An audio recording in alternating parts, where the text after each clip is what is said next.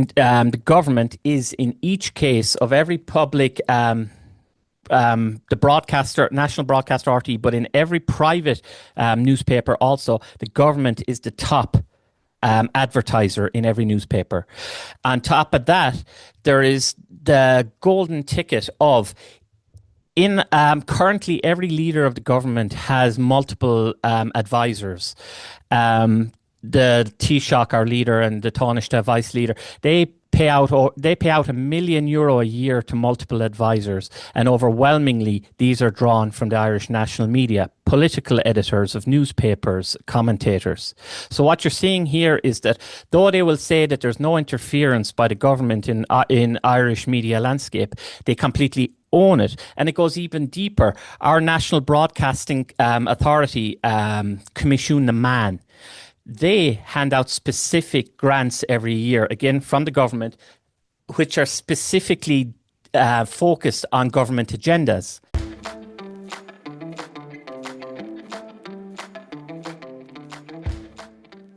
Hello, Culminators. How are you today? I hope everything is well with you in this rapidly changing world. I am happy to have back on the show an old friend of the show, Eoin Lenihan, who has gone through so many adventures over the years since we first started chatting with him when he was an exile from social media, saying the wrong things in the wrong places. And he's back to that.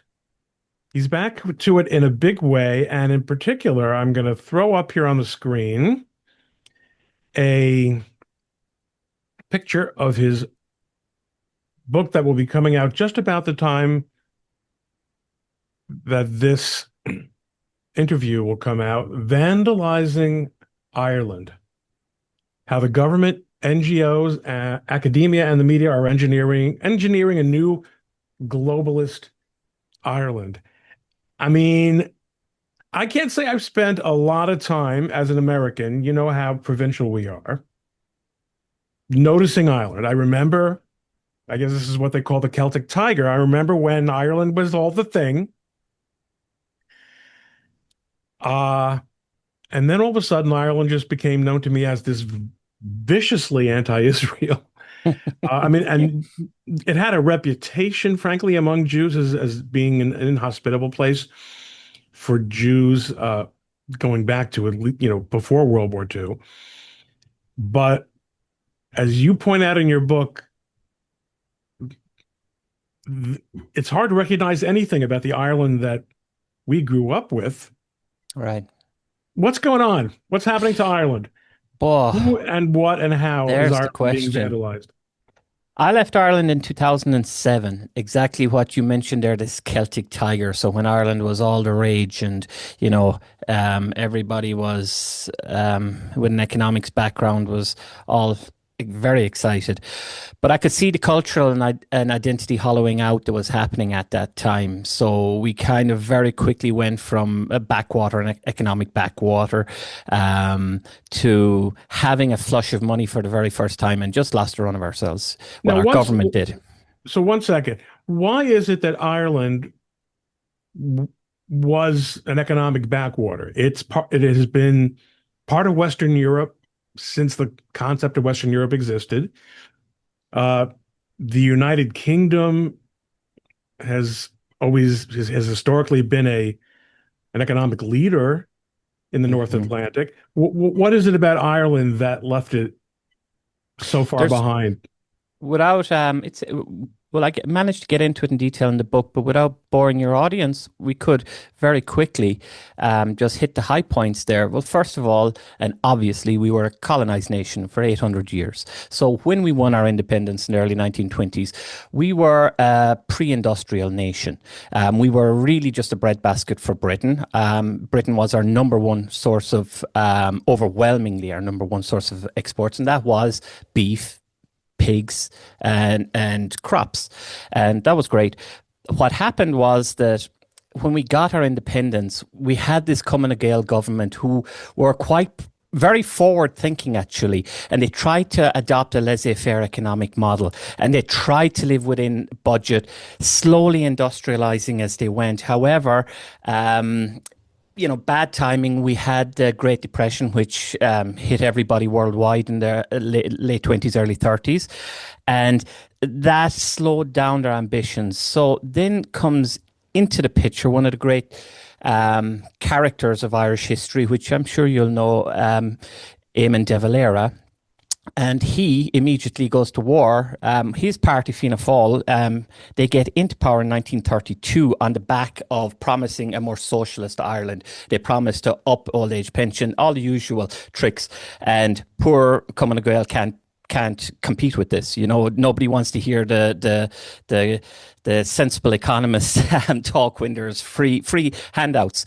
So it goes back that far in Ireland. And so what happens is in 1932, Eamon de Valera comes into power, essentially gets Ireland hooked on a socialist model, a handout model, but also goes to war with Britain, a trade war. He tries to get Ireland off of the British total British reliance or total British dependency economically. And what that does is it creates a very inward-looking economy because we had no other outlets to export to. So we tried to develop in a rush our own industrial hub. It just wasn't there. And it wasn't possible to build it at the rate that de Valera wanted. And I mean, he was a very ideological driven man, so practicalities didn't matter. So what happens is that... Well, that was all the rage in the 30s, right? To be a socialist and to push well, there you go. Pre-industrial societies toward industrialization in Precisely. order to have an urban proletariat, and then you can have socialism. The difference, though, is that after the World War, when all of the rest of Europe comes out and kind of understands, well, we can't let this bloody madness happen again. We need to work closer together economically and whatnot. And they're helped out by the US with the Marshall Plan. Ireland stays aloof from all of that because Ireland was neutral during World War II and remained apart. Again, that's come up a lot, Ron. You'll know about the reasons for that. In Ireland, it's accepted that we stayed aloof and we stayed apart because there was always the threat of Britain coming, threatening to retake our ports, retake maybe Ireland in totality again. If so, de Valera's policy was to stick a finger in Winston Churchill's eye and to try and strike out on our own path. So, leaving that aside or we don't have to. We can get into it, of course, but just so I can give you this broad sweep of the economic history. Ireland goes its own way after World War II as the rest of Europe develops. But something crucial has happened in this time period while we're in the wilderness, say, of European affairs. We had a two-party system and still have a two-party system, Fianna Fáil and Fine Gael.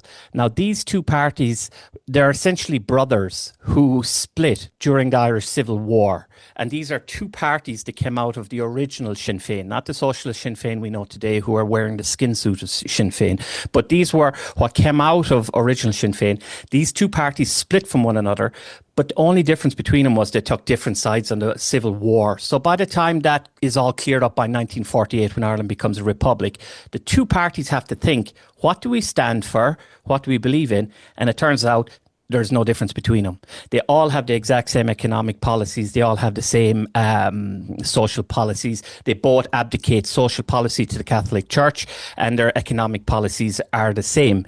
And what are those?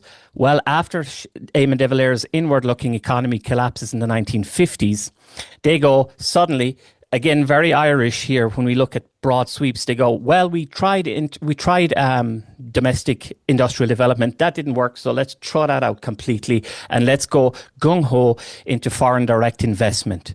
And so what happens is from the late 1950s, accelerating in the 70s, building to a crescendo in the Celtic Tiger, Ireland becomes hooked on foreign direct investment, American multinationals.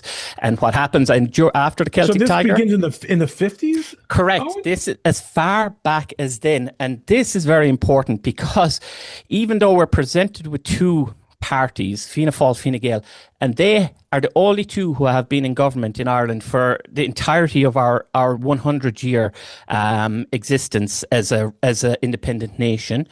Now, they go in sometimes in coalition with smaller parties like Labour or the Greens, but they have always been the chief partner. That what's happened is, since the late 1950s, and certainly from the late 1960s, they have both pursue the exact same economic model, which is over-reliance on American direct investment, foreign direct investment, offering tax breaks to incentivize them to come, and then over-reliance on the EU, because by joining the EU, again, this was to try and break our dependency on British farming exports. But as we know, that's a deal with the devil, because you give up your autonomy increasingly over time. So now we're kind of held by the scruff of the neck by American multinationals on one side and the EU on the other side, and they've backed themselves in the corner. But the problem is, nobody since the 1960s, even since the late 50s, but certainly since the 60s and 70s, has provided any other economic model. And even after the crash of the Celtic Tiger in 2010, when Ireland had to be bailed out by the EU and the IMF, when we shamefully gave up, our freedoms, we had these technocrats and bureaucrats come in and take over the running of our country. All they did was resuscitate the exact same model. They just doubled down on the foreign direct investment. And now we see we're on the cusp of another disaster, as President Trump, and good for him, putting America first, is now putting the boot in with pharmaceuticals and with big tech, who have been offshoring in Ireland for decades and just embezzling billions of dollars. So, explain a little bit how this foreign and direct investment, on the one hand, was able to succeed for decades, and on the other hand, collapsed so quickly. What was missing? This is a very, very important point. Foreign direct investment in and of itself isn't a bad thing. And it wasn't a bad thing until the mid-1990s. Until the mid-1990s, Ireland, that was the moment. 1995 actually was the year in which Ireland hit, let's say, full employment with the FDI model. We were able to sustain all of the jobs coming in from pharmaceuticals, and a lot of them were medical equipment manufacturers and early computing programs, IBM and these, when it was more hardware and not coding as we have more now. But we were able to sustain all of those jobs until the mid-1990s. But what changed then is that the government decided to basically go put this on steroids. They said that it's not enough just to provide jobs for our own people. They wanted to turbo boost the coffers. So what they did was they offered a 12.5 VAT reduction, or sorry, flat tax on companies. Now, that doesn't sound so good, but the average in Europe was anywhere between 15 up to 20% that these not a VAT, a corporation tax, 12.5% corporation tax. But within that, these companies were able to still make extraordinary profits because they had various loopholes they were able to exploit. For example, Apple, while basing their headquarters in Dublin, their European headquarters, they were able to funnel rest of the world monies through Dublin as well and only pay taxes on their European. That there was a lot of sleight of hand, and essentially many of these companies were paying less than 1% tax on all earnings coming through Dublin. So it was a giant scam. It was a known giant scam for a very long time. In fact, the Irish government did very poorly out of it, only getting 12.5% off of the taxes that came through Dublin. Because the 12.5 that they were able to charge were only on sales in Ireland. And then there was various loopholes for funneling and filtering the rest of the money that came from wider Europe and the rest of the world. I explain it in the book. It's a little complicated, but don't worry, it's not overtaxing in any way. But the point being, on the contrary, it's undertaxing. Exactly. In many of these cases, they were able to pay less than 1% of their taxes globally. Now, a lot of that happened from 2004 on. This is where the Irish government started realizing, hey, there's big money here. And I don't know where that money went, but let's just say none of it funneled down to the native Irish, because we're going through a housing crisis, a cost of living crisis that seems to have been ongoing since 2006. So none of these fabulous amounts of money that are pouring into the Irish coffers are making their way down the line. So this is a major issue in Ireland right now. But to answer your question, where did it go wrong? In my opinion, 1995 is the crucial moment where the Irish government decided, we don't work for the Irish people anymore. We're going to work for whoever's paying the top dollar. Because right now, and this has been ongoing since 2018-ish, all of the top tech companies are overwhelmingly employing from overseas. So they're not employing Irish people. And overwhelmingly, over the past couple of years, they've been employing from India in particular, but non-EU. So what we have is a situation where massive US multinationals are squatting in Ireland so they don't have to pay their fair share of tax, avoiding paying it in America. And they're bringing in people from overseas, non-EU people, to Ireland to fill the jobs. And the Irish government is obviously at fault here. I mean, if you were to think of Ireland, right, is the first thing that comes to your mind cutting edge technology? Hey, there's an island packed with IT coders and whatnot.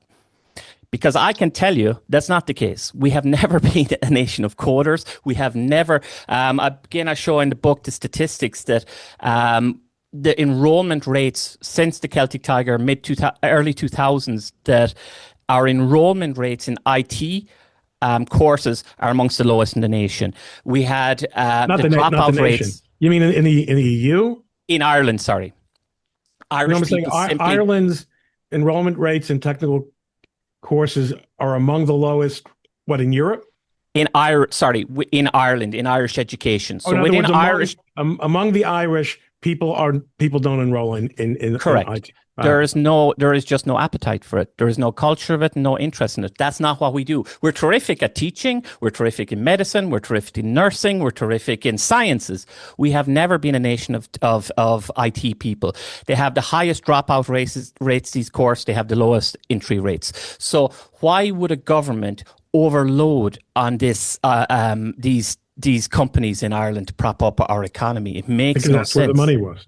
That's where the money was. Precisely. And now we're getting to the nub of the issue here. We're bringing in massive amounts of people who are in very, very high paying jobs, who can afford it's an imported upper middle class who can pick the best housing, the best conditions, the best schools for their kids. And we're seeing a lot of resentment. Now that's at the top end. But then at the bottom end, the government have also pursued a very, very reckless open borders immigration project, which has snapped up private housing supplies from the other side. And what we're seeing is that Irish people are beginning to realize that they look down, they look up, we're getting squeezed from both sides. We now have a situation, for example, where 40% of young people who are working, Irish people working now, these aren't just in general, like just young people, as they like to do. 40% of working young Irish people up to the age of 35 are living at home with their parents. They have no hope of getting out of their house, even with a job. Why? Because the government has focused the entire economy on our high-paying jobs, geared at outsiders in industries that Irish people just aren't interested in. So what's happening is that Irish people are increasingly emigrating as we're increasingly bringing in people from overseas. Where are they coming in from overseas? In the tech sectors and in the medical sectors, increasingly and overwhelmingly India. We had, there was something like 10,000 Indian workers brought in for nursing and medicine last year alone. It's the same with tech jobs. And the problem is we have Irish nurses and doctors overseas who are begging to be brought home. And you see, the government don't want to give them the conditions and the payment to bring them home. They know that Indian workers, non-EU in general workers, let's say, are willing to work for poorer conditions, for poorer stability, security. And this is a major issue because when you bring over one person to work as a nurse or a doctor, whatever, well, then they're entitled to bring over their family, or there's pressure put on to bring over their entire family, who are then going to, many cases, we're seeing, most cases, are increasingly living off of social welfare. So it's a huge net loss immediately to the economy. And is the rationale for bringing, let's talk about the people who are on the top. You refer to a low social economic educational Yeah, stream and a high one. right, The high one, they're coming in mostly from Indian subcontinent. Um, and the rationale for bringing them in is, well, it's like Owen just said, Irish are no good at this, but the yep, companies that are responsible for investing in Ireland um, need it, yep, and nobody within the governing coalition says, but then what are we accomplishing for Ireland? If correct.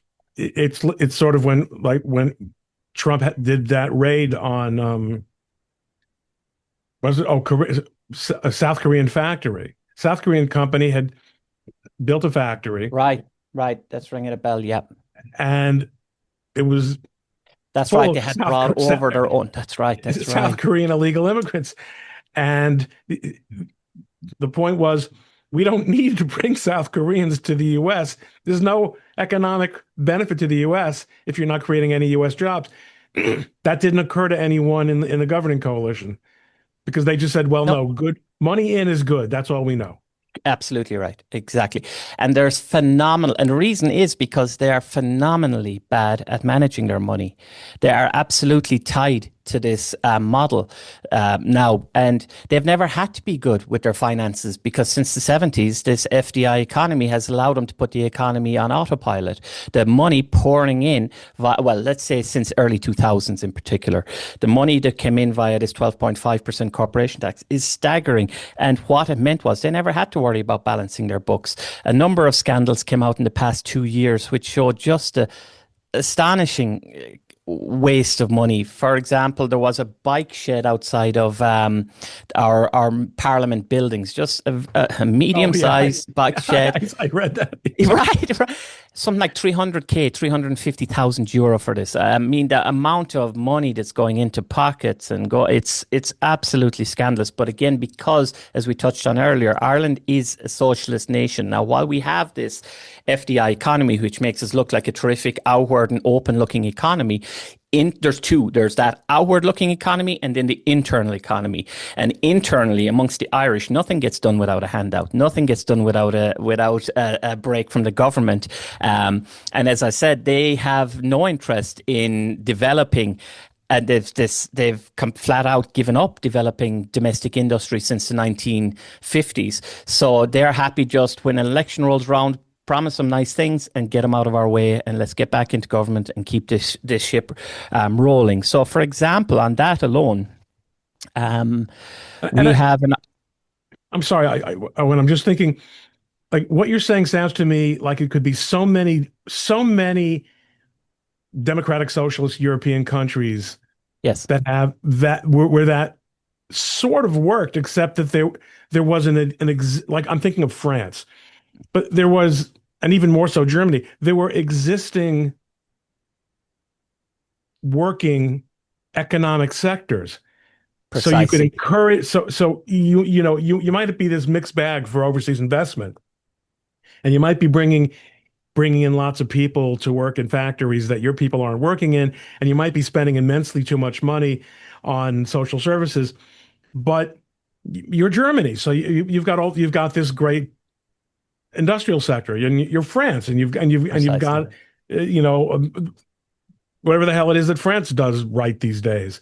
Um, but Ireland was starting out at negative in the red, Exactly and right. and with an economic and political and understandable and cultural and priority to decouple from Britain,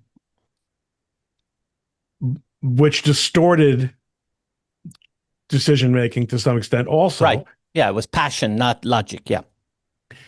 So you were going to give an example No, of this is true. But thank you. You're cleaning this up really nicely. We went from zero to nothing. So, and then they abandoned what should have been priority number one for a post-colonial nation, which is to build your own industrial hubs.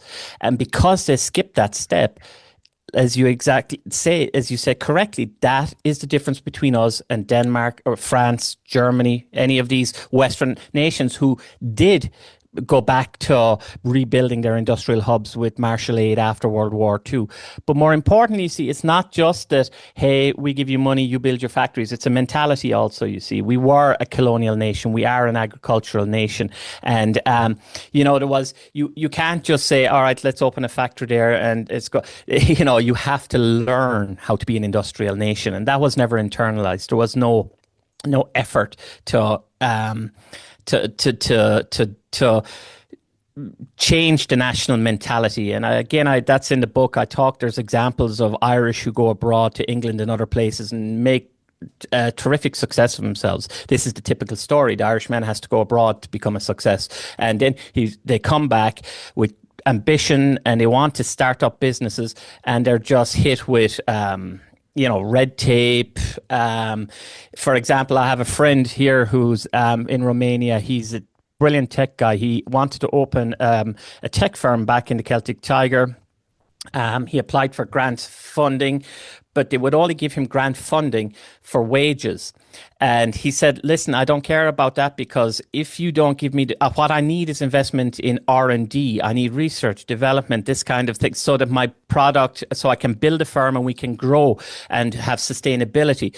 But all they wanted is to get people off of the live register, get people off of those unemployment numbers. That's all they care about. That's as deep as their industrial planning goes, that if the numbers look good around election time, then we're back in. So it's true socialist central planning.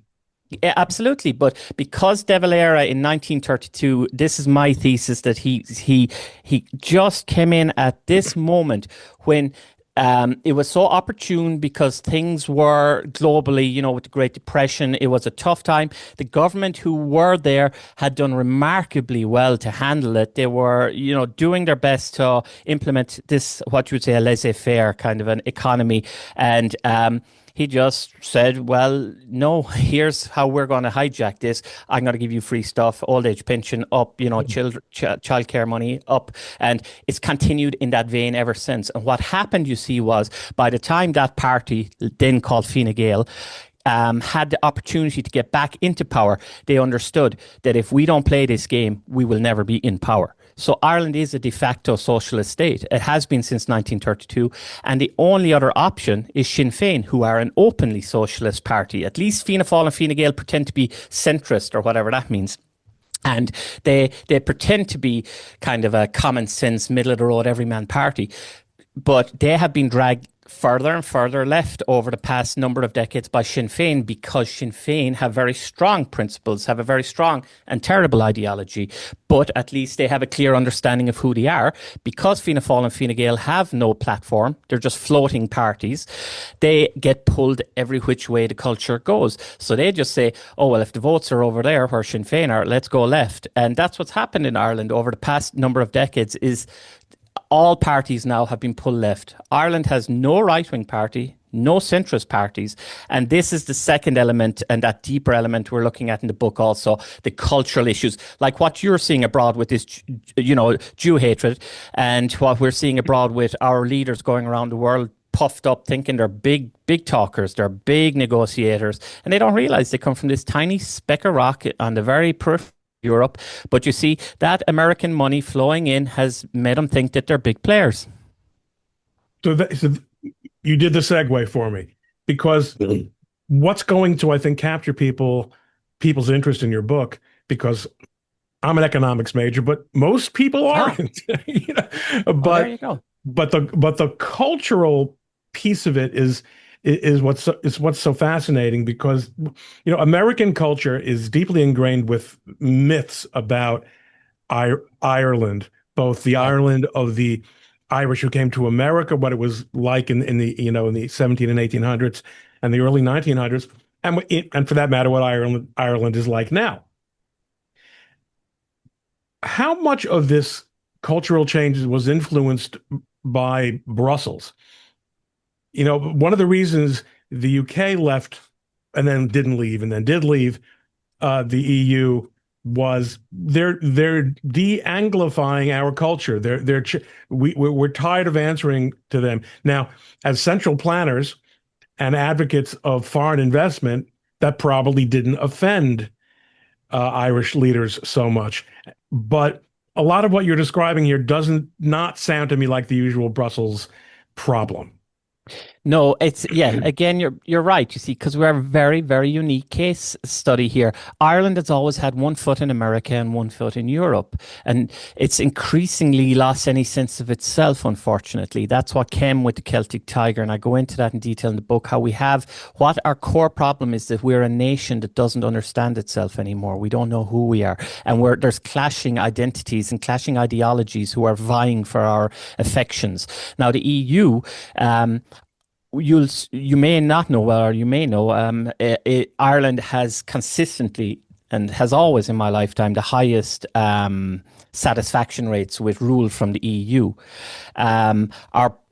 Our politicians are strictly pro-EU, always have been Fianna Fáil and Fine Gael. And again, that ties into our economic weaknesses of weaning ourselves off of British economic reliance and trying to get into this EU market. But there's no such thing as a free dinner, you know? And so and that's what we've had to give up, just like the British, a lot of our identities, and increasingly, and more importantly, in the case of this book right now, we're having a lot of very unpopular issues forced on us, for example, surrounding free speech, that there's a lot of pressure from the EU now for us to sign up to their clampdowns on social media. And because all of the major social media groups, so X, Meta, are based, or European headquarters are based in Dublin, we have this clash where we had Trump representatives over to Dublin saying this won't fly. JD Vance has been excellent in refuting this EU clampdown on free speech. He says you'll remember his terrific speech at the Munich conference there last summer, where he said that Europe overregulates, Europe just wants to stamp down free speech, it's authoritarian and we won't take it. And so Ireland has become this battleground between Trump's pro-free speech and the EU's aggressive clamping down on free speech, aggressive clamping down on identity. Now, the problem is that our leaders are just shockingly weak, you know, because they've been hollowed out, their parties, because they've never had to lead. Because, as I said, our economy has been on autopilot, and they don't have an ideological platform. And so generation after generation of that weakens. But then there's one last crucial element that takes the legs out from under a democracy entirely, and that's media complicity. In Ireland, the government, as I said to you, nothing gets done in Ireland without a handout. There's two elements that have eroded our democracy, and I'll come back to the EU and how this feeds into what we're talking about with free speech. There is a massive NGO wedge in Ireland, which acts as a wedge between the government and the people. There's over 30,000 NGOs in Ireland, which is an astonishing number for a country with 5 million people, bearing in mind that only 4 million of them are Irish. That's 30,000. That's a significant percentage of the population employed in these NGOs. They are all overwhelmingly paid out by the government. The Irish national media, our national broadcaster, RTE, the equivalent of the BBC, was just bailed out 2 years ago to the tune of €750 million by the state. The private national media, so-called private, these are three major conglomerations, one of which is based in England, one of which is based in the Netherlands, and one which is based in Ireland, the Irish Times. But these three conglomerates own the essentially the entire media landscape in Ireland, but they're completely overstretched. They can't survive on their own, and they're completely reliant on government handouts. So, for example, the government has offered them 0% VAT to prop them up. The government is, in each case of every public the broadcaster, national broadcaster RT, but in every private newspaper also, the government is the top advertiser in every newspaper. On top of that, there is the golden ticket of in currently every leader of the government has multiple advisors. The Taoiseach, our leader, and the Taoiseach vice leader, they pay out €1 million a year to multiple advisors, and overwhelmingly these are drawn from the Irish national media, political editors of newspapers, commentators. So what you're seeing here is that though they will say that there's no interference by the government in Irish media landscape, they completely own it. And it goes even deeper. Our National Broadcasting Authority, ColemanNation, they hand out specific grants every year, again, from the government, which are specifically focused on government agendas. So anything to do with LGBTQAI, anything to do with mass migration, immigration portrayed in a positive light, anything to do with gender balances, so any production that has more women than men, etc. These are all heavily financed, again, by the government through this ColemanNation. And this government understands that if you keep these conglomerates on just enough to survive, you own them. They don't want them to go out of business, because if they go out of business and then you see things break down, well, then an independent media landscape grows up, which will be brutally critical of the government. But we don't have that. So because the government owns the media in a very real way, not in, the way we like to complain, they're bought. They are literally bought and paid for in Ireland. So because, again, it's such a small country, you can do this. And so what happened is there is no criticism of any government policy in Ireland. And to the exact opposite, anything that comes in from the EU that's pushed by the government is also pushed by the media on all fronts. So when you have like a populace of, say, the demographic plus 65, who aren't online, who aren't looking as much as you and I, say, for their broad menu of news, who are, say, beholden to the national media and the public broadcaster, they are living in a cocoon. They're living in a government-controlled cocoon of information. They have no idea what's happening around them in Ireland. So that's how Ireland is one of the most Europhile nations in the EU. That's how, no matter how absurd the directives from Europe are, they will be pushed through. But then we're lucky in this moment because of this tension with America, that Trump has our back. And you would be crucified in Ireland for saying it, but we're lucky that Trump is rattling them out of their autopilot and their greed and saying, no, we want our pharmaceuticals back. No, we want our big tech back. We want our industries back in America paying their taxes and paying their fair share. This is terrific because for the first time it gives hope that maybe Ireland will start paying its own way. Maybe they'll start investing in their own native industry. Ireland, I can't claim to be as comfortable with Irish history as I ought to be, but having been a colony of Great Britain for so many centuries, and before that having been a monarchy, it doesn't seem that there's really, unlike the case in Scotland where you have these great political philosophers, there doesn't seem to be a tremendous political culture of independence or independent thought in Ireland. So it's not even as if, in England, there is still this rump of people who remember this is the Britain of the Magna Carta. There wouldn't be democracy without the Anglo-Saxon heritage. Ireland doesn't have that. There's two elements to that, and it's a brilliant observation, Ron. I know you're downplaying it, but you have a very keen eye.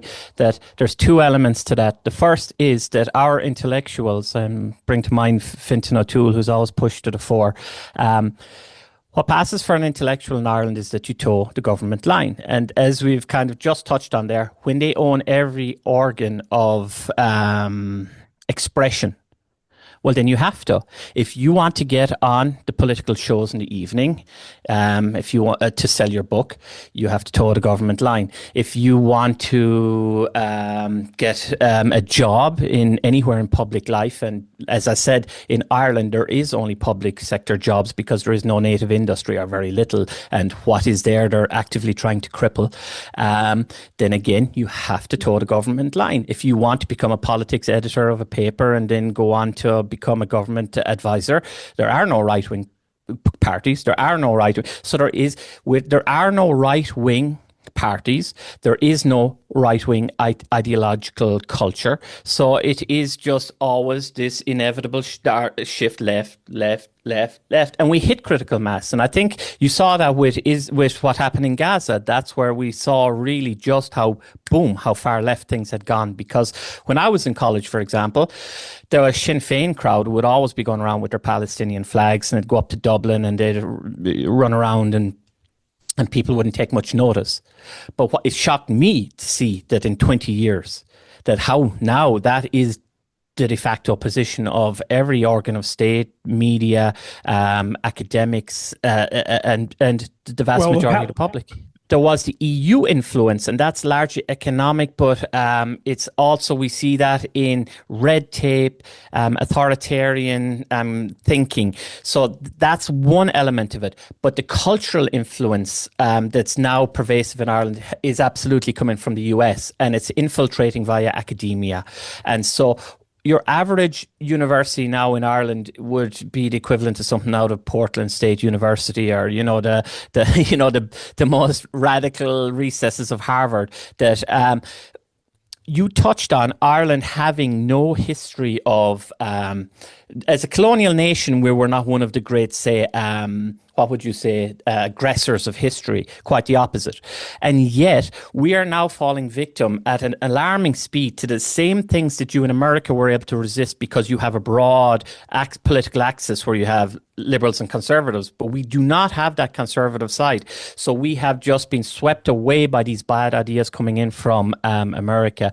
So critical race theory, but then again, theory.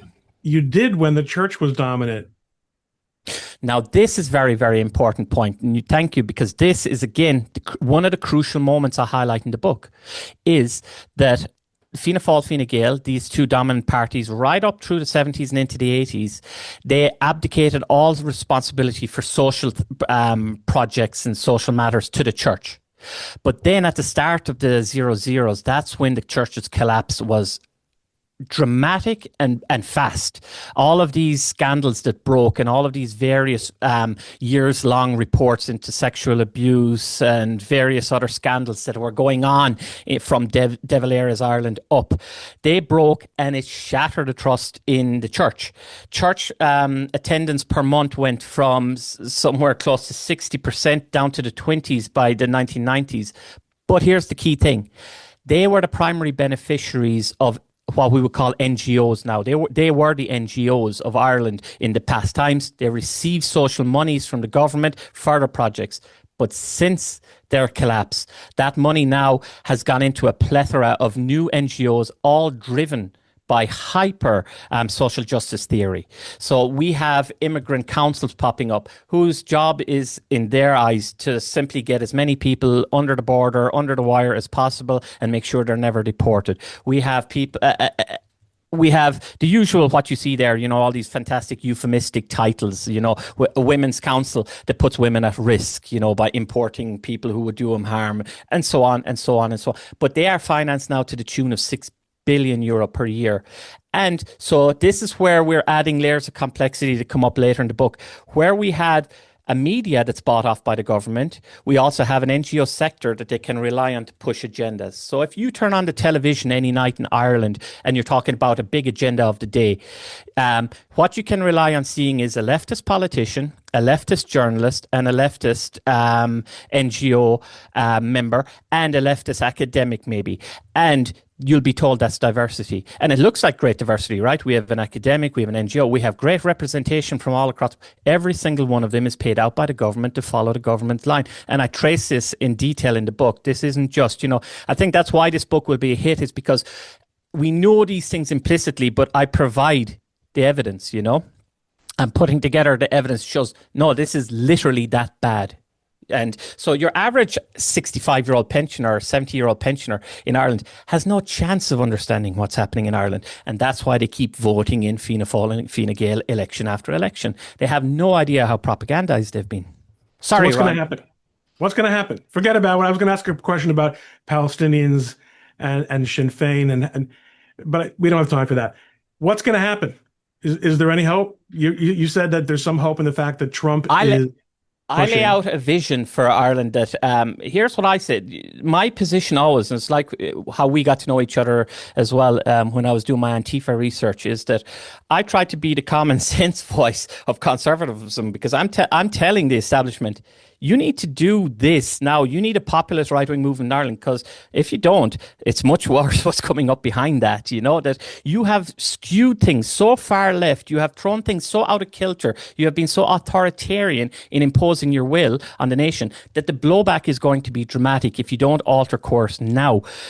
So that unfortunately in Ireland, because the government owns all the organs of state, because they own the media and whatnot and the NGO sector, it's very, very difficult. You have very few cards to negotiate with. But what I lay out is that it's not terribly glamorous, perhaps. It's not revolutionary and sexy stuff. But what I lay out is how to establish a culture of right-wing populism in Ireland, or whatever you want to call it, conservatism, and how to relay this structurally to rebuild to realize, or to take back our identity and culture that has been lost through decades of greed and gluttony and being intentionally undermined by leftist academics and NGOs. We need to rediscover that. We need to make it okay to be conservative in Ireland, and then, only then, can we put up candidates and start electing politicians. So what I'm trying to do is, for the first time in Irish history, spark a culture and are a conservative movement. Do you think they're going to let your book get sold in Ireland? Well, this is the funniest. There you go. My book, I had to publish this out of Texas. The Western Front Books is published out of Texas with a small conservative book company there. It was relayed to me by John Waters, who I would consider one of Ireland's best public intellectuals. He also had to go abroad to publish this. So again, that should tell you everything you need to know. No dissent is allowed. If you want to challenge the government line, you're free to do it, just over in Texas. Great talking to you, Eoin. This is fantastic. You and I always have a great conversation. Yeah. I hope I hope we can help move some copies of the book and help get this discussion. In fact, I'll ask you one more thing. Yes. Why should the world care? Oh my gosh. Ireland, what are we? After Germans, Irish Americans are the number one ethnic group in America. So Irish Americans absolutely should care, because you touched on it. They have a very romantic notion of what Ireland is. Well, they need to know that that's fast being destroyed. Within 10 years, the Ireland that they think of, or that they imagine, or they hark back to for their own sense of stability and understanding of who they are in the world, will not exist. The Ireland that they want to go back to visit their ancestors' grave, they're not going to see any Irish faces when they go back there. They're not going to see anything that resembles Ireland when they go back there. And on another level, I think why the wider world should read this and why it matters is that Ireland is such a small nation that it's a perfect petri dish to see exactly how these radical socialist ideas can very, very quickly take over a nation. Now, we could say that those structural issues we talked about Ireland's history and past, made it Ireland ideal country to take over. But I think anyone who reads this will see how this is happening in their own countries. They will see, the radical leftist academics. They will understand the NGO threat. They will see themselves in this book. And so in a way, it's not just a book about Ireland. It's also a rallying cry for the West, any nation in the West, to fight back. Because and that starts with knowing who you are and proudly asserting it. Owen, fantastic. Great culminating with you. Let's do it again soon. Thanks, Ron. Brilliant All the being on. best.